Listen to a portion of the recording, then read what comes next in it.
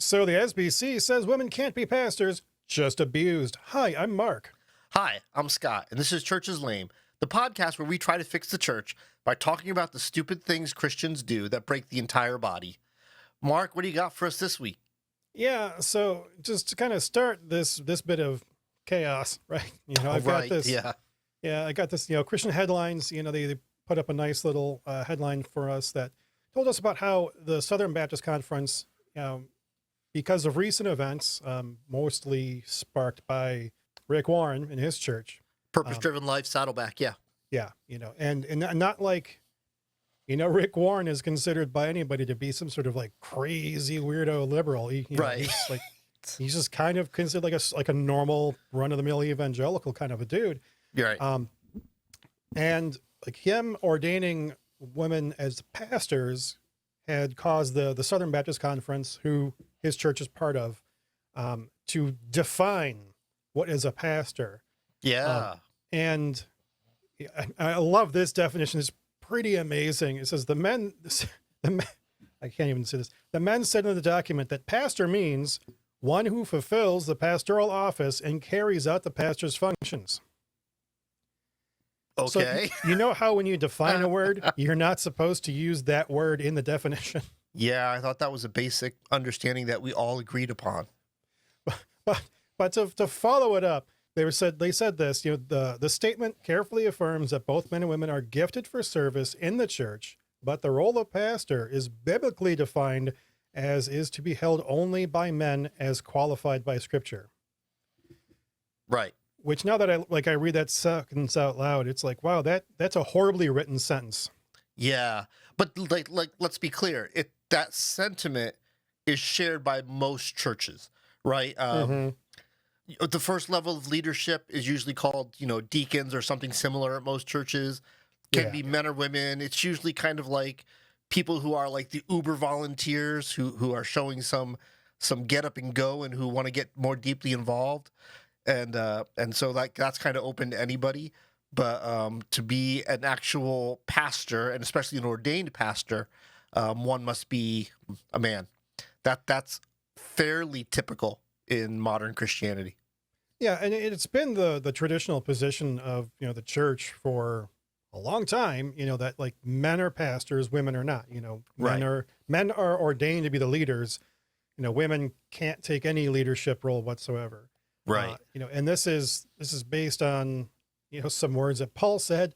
Where he's like, I do not allow a woman to have authority over a man. Right. Nor do any of the churches of God. Right.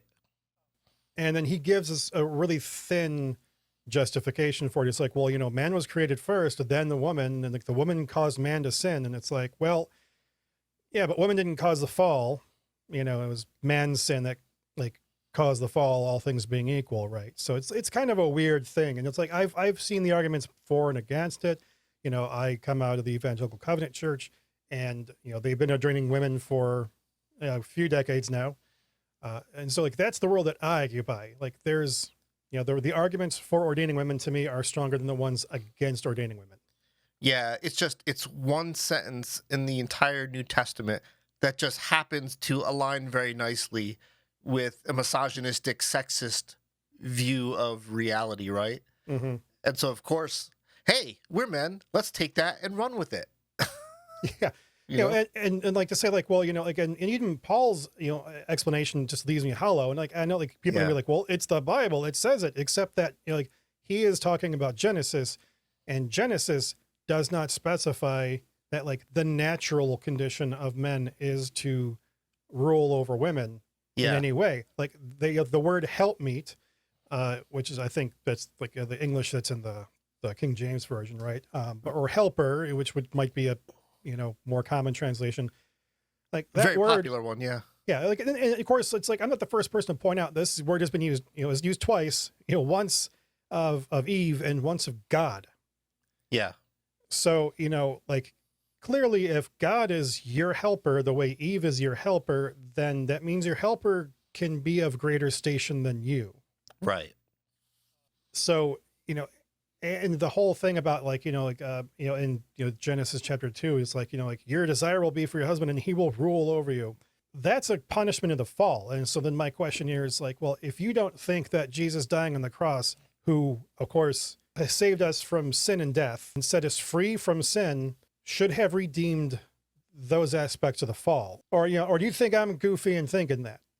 No, not at all. I think that this has nothing at all to do with. Let me put it this way. I think this has more to do with changing the subject from that report that came out of the hundreds and hundreds and hundreds of people who were sexually abused, right? Yeah, I didn't want to say that, so I'm happy you did. Yeah, I because think that kind of gets me off the hook. I think this kind of lands us in the area of no such thing as bad PR, except when when you actually do have bad PR. In the case of sexually abusing hundreds of people and trying to cover it up, right? Any change of subject, even as to something that's controversial, is probably welcome. But let me throw an idea by you, and you tell me what you think. So I think on the surface, anybody who's just casually reads this or is interested in this is saying, okay, the Southern Baptists are telegraphing to Rick Warren and his church that changes are coming and they better be ready, right? But let me ask you this, because I think this is every bit as likely, and part of me feels like this alternative might be even more likely. What if the SBC has had so much bad press lately that this is an attempt by leadership to get the larger convention just to drop the subject? Like, listen, we just been through one nasty, a season of bad press. Do we really want to go through a second season of bad press, or can we drop this and just let Saddleback have their women pastors? Oh my gosh, it's really hard for me to kind of say anything about it, right? Because like I want to give them the benefit of the doubt. Yeah. But at the same time, it is clearly something that was initiated by Saddleback's actions, more to the point, Rick Warren's actions. Mm-hmm. In this article from Christian Headlines, like they quoted Rick Warren. It was like we just this is a secondary issue, is what he calls it. Right. It's not a primary issue. It's again, like, I've talked about before, like when we talk about that eternal faith that we express in the creeds, like the Apostles' Creed, right? Like this isn't something that's in there. Like this is a secondary issue. Yeah. At best. Right. But don't you feel like let's say that like this really does become a real debate. Like, if you're Rick Warren and Saddleback, just disaffiliate. Like you are not depending on money from the Southern Baptist Convention to do anything. If anything, money from Saddleback is flowing into the SBC to do other things, right? So, like, is the SBC really going to take the chance of losing that money stream? That's my wonder. That's what I think. Like, when ultimately when everything comes down to money, like, who backs down first? Well, it's whatever body has the most to lose, and it seems to me like it's the SBC that has more to lose than Rick Warren. Yeah, and I think you're just kind of like the overarching situation that the SBC is in. Is that when we look at the whole, 700 pages of abuse thing, right? Like that horrible report that they put out, and now that they're saying, well, women can't be pastors, like they're making it an official clarifying statement. Yeah. I think, like between those two things, it's like I might push people out of, maybe not entire churches, but I think it will push people out of the SBC. And I think if Rick Warren leaves the SBC, I don't know that the Southern Baptist Conference is going to notice financially that like too much or not, because like I had no idea what their finances are, right? Right. Yeah, I mean, Saddleback is a big church, but it may not be as bad as just kind of, I think, the aggregate effects of people leaving. And because I think, Rick Warren, at least in the sense that I get from the guy, as much as I will criticize a purpose-driven life, up and down all day long, right? He is still a person that I believe genuinely believes in God, and I believe that he identifies himself as a Christian before he identifies himself as a Baptist. Right. So if he's made to choose, I think I can guess which way he's going to choose. Sure. Yeah. Mm-hmm. You know, he might just Absolutely. become like an independent Baptist church. Hmm. But, you know, I think he'll sever from the Southern Baptist Conference rather than try to fight them. You know, if this is really, if this is the hill they want to die on, I don't think he's going to bother with them.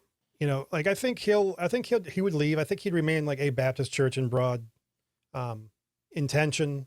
Yeah. Just be that. And that's, I think, you know, like kind of, you know, pointing to like how I think that this is a thing that breaks the church, you know, is that, you know, when we pick some sort of doctrinaire, you know, hill to die on, you know, we alienate people in our denominations. Right. You know, and so, you know, when you are pushing people out of your denomination because of an official policy that doesn't need to be, you know, like that's not a good thing. You know, I think that the important thing to recognize is that, you know, women can be pastors in the first century. That would have been probably a bad idea. Yeah. All around. I mean, there's lots of things, you know, in the first century that like women could not have gotten past. Sure. But those are not things in the United States today. Yeah. You know, and so I think like trying to die on that biblical hill, it's like, well, this is a thing given to people in a context, you know, in their own context. It made sense in their context. The question we have to ask now is, does it apply to our context here now? Or how does that principle apply? You know, so you know, what is the principle? The principle is that we shouldn't appoint leaders who are just like generally hated by our congregations. Yeah. Yeah. You know, that's my thought. I mean, how do you think that this breaks the church? I think what happens, especially when kind of there's these back-to-back stories from the same church or from the same denomination, I think what happens in the I don't, what's the right phrase, layperson in the regular church attender's mind, I think the thing that happens is there's kind of this reinforcement of church is just kind of an endless cycle of heartbreak and frustration instead of being a constant source of refreshing and inspiration. You know what I mean? Mm-hmm. Instead of being the one that like fills your tank every week, it's something that kind of sucks life out of you every week. Yeah. And I think that breaks the experience for so many people.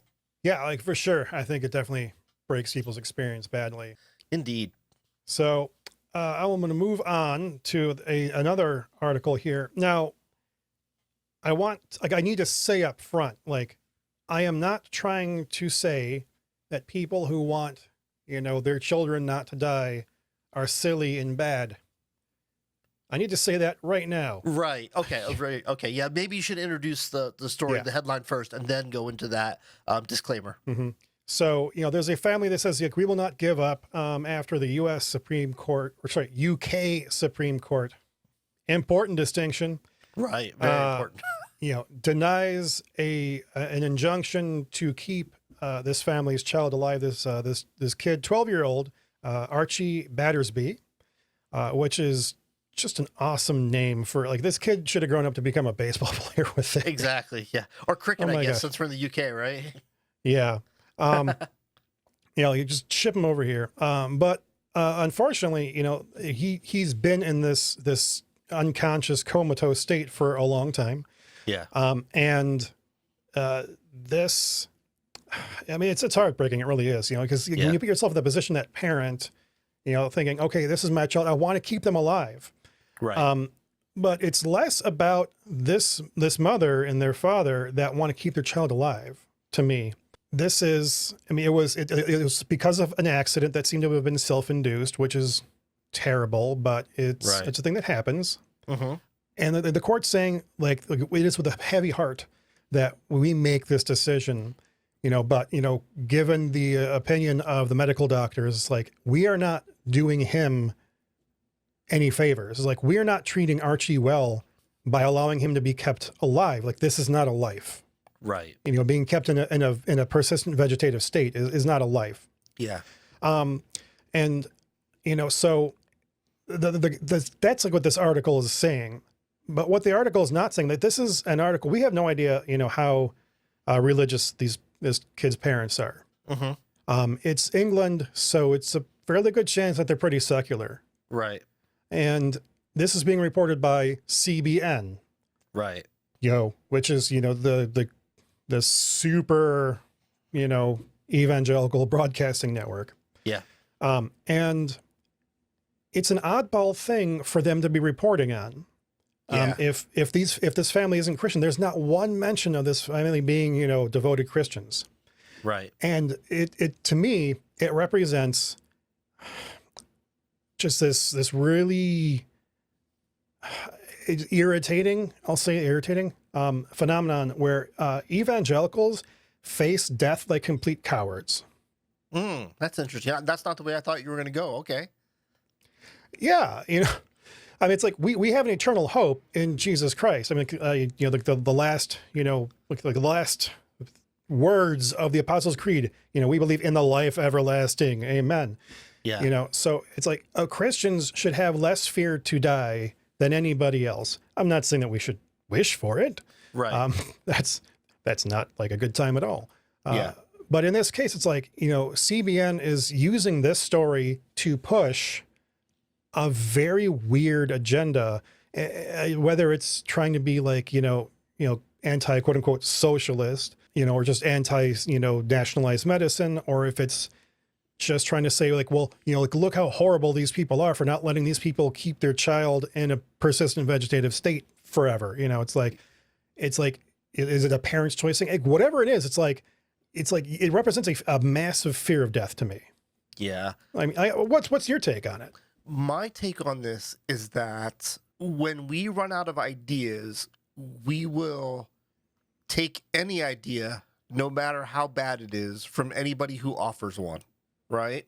Mm-hmm. And so the church here, and CBN in particular, like, I don't think this story for you and I is so much about the Battersby family as it is about CBN and the way Yes. they're using the Battersby family out. Let's make that clear. Yeah. Okay. I'm in total agreement with you that the reality of what's happening to this family is just, it's impossibly heartbreaking, right? Mm-hmm. So if you're CBN, you do not pile on and make this even harder.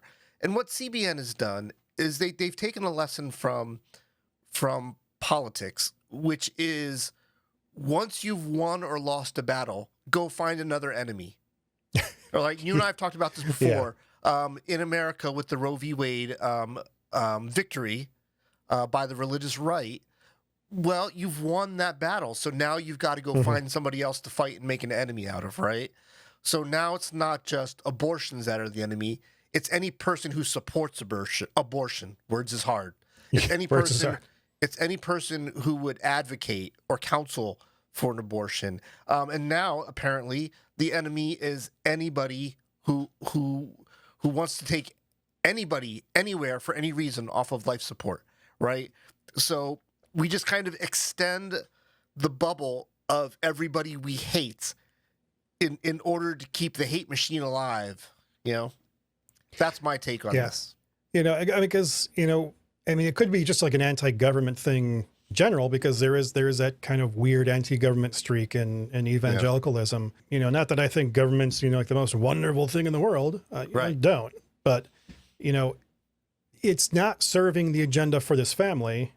Right. It's serving the agenda for CBN. Like that's the sense I'm getting from it. And that's just terrible. Like I can't express any better way than this is, you should never ever use somebody else's misfortune to further your own agenda. Exactly. That's the part of this that's really kind of like, it gets you seeing red and gets you it makes it hard to kind of have a rational thought and a rational conversation, is you just see the kind of naked use of this family by CBN and like, you just want to go knock on a door and give somebody a lecture or something, Yeah, it really is. And I don't know what else I can add to this.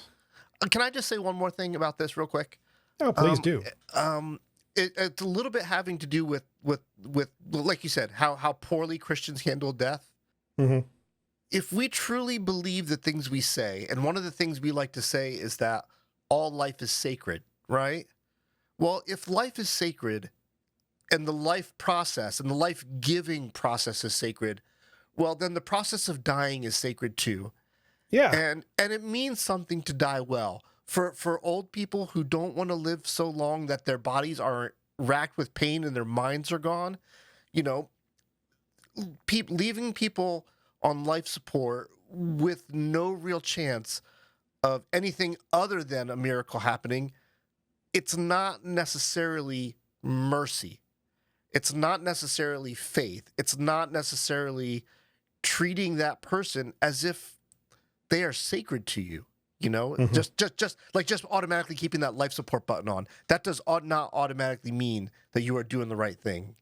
You know? Yeah, maintaining a heartbeat and respiration isn't living, although it is, you know, in the most crass sense, life. Right. And then once again, we have to, if we are Bible believing people like we say we are, we have to acknowledge that the times when God himself killed people in the Bible, that was a holy, righteous, like inconceivable to us, but still somehow holy and righteous. You know, when he wiped away humanity in a flood, when he commanded, when David took down Goliath, these were righteous and holy killings.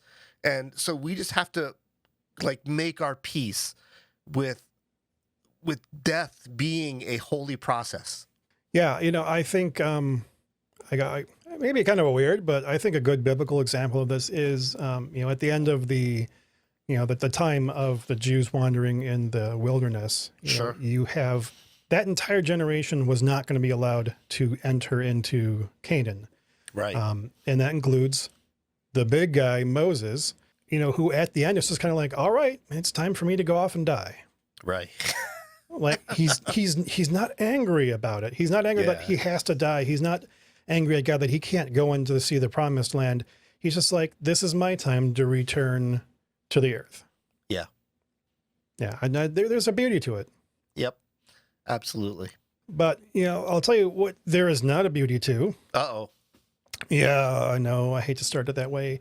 So a couple of weeks ago, I don't know how many episodes ago it was, we talked about the Southern Baptist Conference, again, apologizing for their hand in the indigenous schools thing. Yeah.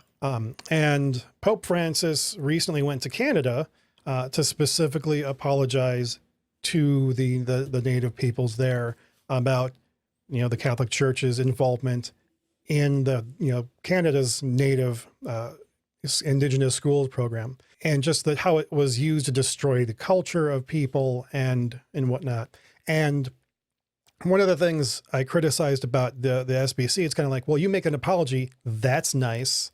What else are you doing? Yeah. And I think that, that the Catholic Church does deserve some ire on this as well. Especially when, the article points out that officially 4,120 children died while in the care of the schools, mostly from diseases such as tuberculosis, that ran rampant. But that the government admits that number is probably significantly higher than that, and they don't know how much higher it should go. Right. Because of just issues of record keeping and whatnot.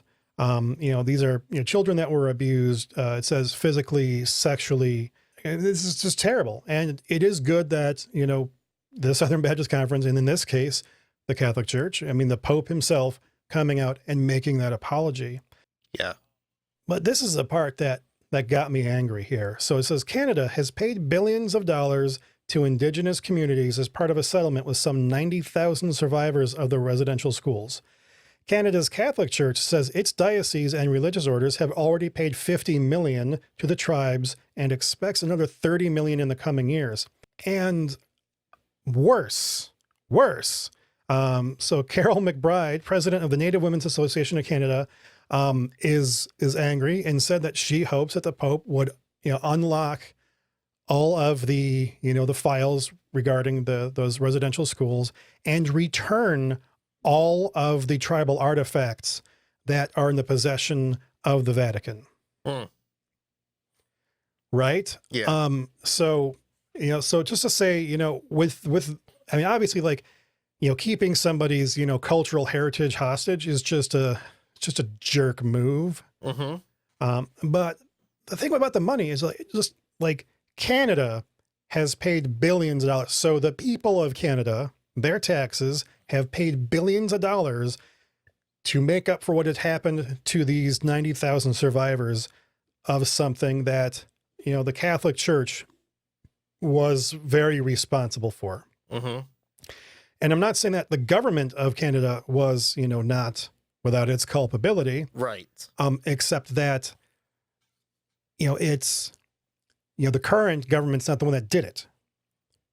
Right. It's the people of Canada that are suffering the biggest part of this, and it's a thing that should never have happened in the first place. But it's like, we talk about the Catholic Church, and you often will bring up, how much money the Catholic Church has, and Sure. it's like $50 million and maybe 30 million more. It's like compared to billions.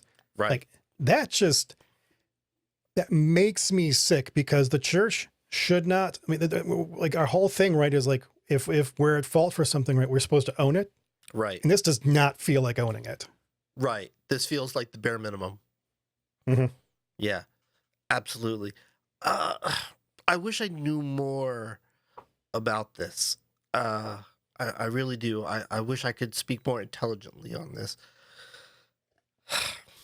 I wish I could speak intelligently about anything. No, like every time we talk about the sins of our fathers, whether it be the enslavement of Africans or the forced relocation of indigenous Americans, it's so hard to take any position than that of why is it so hard to treat indigenous Americans with dignity? Why is it so hard to treat people of African descent with dignity? Have we lost the plot so much that we would rather shell out a little money and call that done when we know how far short of true reconciliation that falls, Yeah. I think, reconciliation is a much bigger process. Yeah. And, it requires a coming together for true reconciliation. It's not merely about, giving money to these people, because that's, reparation. Yeah, exactly. But it's not reconciliation. Yeah. And, I think, the Pope was trying to be, reconciliative. Yeah. Reconciliatory. I'm not sure what word to use there. But you know what I'm trying to say. Yeah. But it feels bad Yeah. that it just can't go further than that. Right. I feel like there are generally two schools of thought. One school of thought is, well, there's nothing you can do to fix the problem, so why even bother trying? Right? And then there's a second school of thought that kind of goes, well, anything you can do is better than nothing. Mm-hmm. And those are both crap. Those are both crap. Because we all know what the right thing to do is, right? We all know that, like, especially here when we're talking about Native Canadians, we know that doing the right thing isn't just about money. It's giving back to them what was, what is theirs, which is which is the land that I don't want to say that is rightfully theirs, right? Because in a sense, everything belongs to God, right? So, but we need to acknowledge that we stole something, and reconciliation doesn't happen until what's been stolen has been restored, And so we stole their dignity, and that needs to be restored. We stole their homeland, and somehow that needs to be restored, not just to our satisfaction, but to their satisfaction, right? We stole their stories and part of their heritage. And we literally built over it and built this new industrialized thing, right? And that needs to be restored. But nobody wants to think about like the big hard problems anymore. And that's a real shame when we believe in a big God who's capable of anything. Yeah, and this is just nothing more than saying, the Bible says, we are to love our neighbor as ourselves. Yeah. This is the work that you do when you love somebody as yourself. Yep. And that's just the clear reality of it. And it's not to say that it's easy, but it is simple. Yeah. Yeah. Oh, but Mark, we don't want to do that. If you look on our wall, we've got this pretty font, and the pretty font says that our mission is to create fully devoted followers of Christ. That's what we do, Mark. Ugh, Yeah. Every church in America can't stand it. I have a response to that, but I'm not going to say it because we want this this podcast have a certain kind of family-friendly rating. Right, because we don't want to start bleeping things out. Yeah, it's like, lick my... No, just can't go there. Beep. Yeah, but, I'll leave you with this. Just because, we've talked about some heartbreaking stuff here. Yeah. I saw a headline, and it was Apocalypse Watch 2022. Nice. Okay, get ready for this. There are now hamburger and hot dog flavored candy corn. Ugh. What fresh hell? I don't even, who are the people out there that like candy corn? I pray for you. I really do. No, I'm just kidding. There's I know somebody personally who likes candy corn, who isn't me. I can enjoy candy corn on occasion, but when I want candy, I don't want a hot dog. Yeah, for sure. Just saying, and I think that, and this was Relevant Magazine. So I think Relevant Magazine was right to point out that this is a sign of the end times. just saying. Nice. Excellent. Well, listen, we are always super appreciative that you spend your time with us on Facebook, on YouTube. You're sending us emails and commenting with us. We recently had an episode about Jordan Peterson, and the amount of hate that we produced eclipses, words is hard, eclipses any amount of hate comments we've gotten on any video up to this point, which is interesting because the video hasn't had nearly as many views as, say, our most popular Hillsong videos. Right. And so the Pajama Hadeen that makes up, Jordan Peterson, the fan club, they came. Did you just say Pajama Hadeen? Don't you love that word? That is the best word ever for word pictures, gosh. Right? The Pajama Hadeen. That's where did that even come from? That's pretty amazing. Unfortunately, I've got to admit, I first heard that from Mark Driscoll. Oh my. But it is a great word picture, so I'm not afraid to steal it. It really is. But so let me take all of these comments, they're the obvious ones, you guys suck and you're going to hell and all that kind of stuff. Yeah, but let me take the bulk of the comments and distill them down to 3 main points. Okay. This is inane, literally just anecdotal after anecdotal. And then the second one is a jab at us. You two speak and act like women. Thank you. And the third one was, I was going to criticize this, but I'd have to watch it first and I'd rather not. So that kind of summarizes the bulk of the comments. And I thought the first one was especially interesting because it's pot, meat, kettle. That is literally Peterson's whole shtick. Every interview he does starts with something saying every major study agrees on this. And women are happier being moms. Well, yeah. Or of course, he never produces these studies. Right. Or, yeah. Or he'll say studies say, but studies say is what you say when you don't actually know what the studies say. Right. But I personally think Jordan is enough of a quote unquote professional that he probably does have some legitimate work that he's basing his more incendiary remarks off of. But it does get old after a while when he never, ever, on any interview, ever produces the source. Yeah, and sometimes the sources he does produce are, let's say, sketchy. Biased. There's one example. Oh my gosh, he brings up some some IQ science stuff. Stuff that's according to his own field is kind of largely being called into question. And oftentimes is thoroughly disregarded. Yeah. As just kind of generally hokum. And, he cites a source. And he cites a source, which was an article written by an actual professing Nazi. Yeah. So, Jordan Peterson couldn't even be troubled to figure out if the author he was quoting was a genuinely legitimate source. So... Oh, no. What Jordan will say is it doesn't matter that he was a Nazi. All that matters is that the science was sound.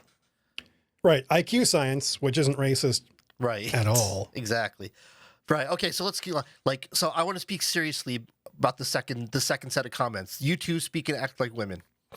I made a joke So? about it. I made a joke about it in response, and I said, "Hey, if you're saying that we're multidimensional, absolutely, we're there." But let me say this in all Right. seriousness to people watching: there is no place in our comments for sexism and misogyny. Like, if you think lesser of women, or if you think higher of yourself, or if you have this whole like alpha male and women are subservient thing, like you're in the wrong house. You know? Right. And just to be that complete jerk myself is that Yeah. if you think that we talk like women, you don't know any women. Right. Yeah. Because if there's anything I have never been accused of, it's being feminine. Right. Except like- for those weird moments when I'm very drunk and get super duper queenie. Right. Yeah. But, you know, that's just me being weird. Right. Right. Yeah. So that was really that to me, like, I can take people hating me. That's not a big deal. Like, But yeah, like, The like idea looking of down at women? looking down at women just to take a shot at us, like, just take the shot. Take a better shot than that. You know, at least come up with Right. something clever or something. Like, because here's the deal: if your shot is good, I'll laugh. Like, I'll roll with it. If you take a good shot and it lands, you know, I'm there. I'm okay with that. You know. All right, and lastly, I was Yes. going to criticize this, but I'd have to watch first, right? And that kind of Right, makes our yeah. point, right? Like, these are not people who are really interested in truth, or really interested in facts, or really interested in solving anything. They're just looking around for people they can call wrong and stupid, and that's really unfortunate. Right. And I get it if like this person, you know, they looked at, you know, the headline of it, like, right, like Jordan Peterson needs to shut up. And if you see that and you're like, okay, well, this is going to be some sort of inflammatory nonsense. Hey, you know what? Sure. I get it. But it doesn't change the fact that you just judged the book by its cover, Yeah. you know, metaphorically, of course. So, you know, words is hard. Yeah. You have proven yourself the kind of person whose comment I shouldn't take seriously Yeah. because it is by definition non-substantive. Exactly right. All right. But hey, you know, that's like comment if you want, but hey, criticize us on actual substance. That's There all we you- ask. Yeah, like, watch for a few minutes. Okay. Yeah. Anyway, moving right along. So, like I said, these comments come off of YouTube. We get a lot of comments on YouTube. We love the fact that you guys are along for the ride. More subscribers all the time. We are about to hit a milestone on the audio podcast. That's really exciting. So hope to talk to you about that soon. But so anywhere you can throw Church's name into a search engine, so throw it in there, and you'll find us all over the place. YouTube, Facebook, podcast. You know, if you listen to us on your podcast, you know, give us a rating and give us some comments. Would love to get that feedback from you. And if you need to get a hold of us right away, by all means, send us an email to churchesnamepodcast@gmail.com. Yeah, and again, you know, click all the buttons and, you know, click that bell as well, by which I mean go out and kidnap Rob Bell and make him come on our podcast. Hey, you know who doesn't know anything about controversy? Rob Bell. Yeah. He has yet to oppress a single indigenous tribe. Yeah. That's quite Not the a lot yardstick. of people know that about him. That's right. A little known fact about Rob Bell: does not oppress people. Yeah, yeah. Oh, we just gone off the rails with this one. Right. Yeah, no. Which is funny because he's actually has made lots and lots of people mad over the years by like suggesting that, you know, God loves everybody and people who love everybody have a little bit of God in them, you know? So he's no stranger to heaven making people forbid. mad, Yeah, right. you know? Well, Faux we show. love you guys. Thanks for spending your time with us, whether you thought it was a waste of time or not. At least you spent it with us. So that's great. And with that, may the Lord bless you and keep you. May the Lord make his face to shine upon you and be gracious to you. May the Lord lift his countenance upon you and give you peace. Amen.